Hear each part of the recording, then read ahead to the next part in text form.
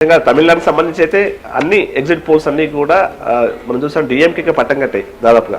అలాంటిది ఒక access India సంబంధించి మై యాక్సెస్ ఇండియా సంబంధించి మాత్రమే టీవీకేకు అంటే సింగిల్ రిజెక్ట్ పార్టీగా మిగిలిపోతుంది అని కూడా మరి చెప్పారు. కానీ ఇవాళ అదే నిజమైంది.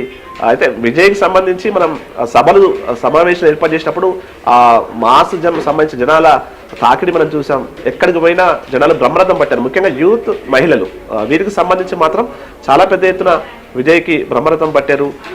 అంటే విజయ్కి సంబంధించి మనం చాలా వరకు వివాదాలు కూడా చుట్టుముట్టాయి. అదే సమయంలో అటు ఫ్యామిలీ భార్యతో విడాకుల అంశం కావచ్చు, ఇవన్నీ కొంత మైనస్ అవుతాయని భావించారు.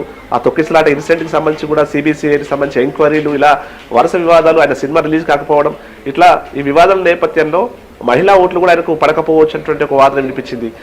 ఇటు డిఎంకే అయితే అసలు సంక్షేమ పథకాలకు సంబంధించి ఎలక్షన్లు కూడా పూర్తి కాలేదు, అంతకుముందే ఫ్రీ బస్సు పథకాన్ని ప్రవేశపెట్టడం కావచ్చు, చాలా పోటాపోటీ ప్రచారాలు కొనసాగాయి.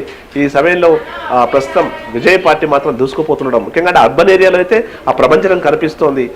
దాదాపు చాలా పెద్ద మొత్తంలో ఉంది. అయితే ఇంకో గంట అయితే ఇంకా క్లారిటీగా మనకు దీనికి సంబంధించి స్పష్టత వచ్చే అవకాశం అయితే కనిపిస్తోంది.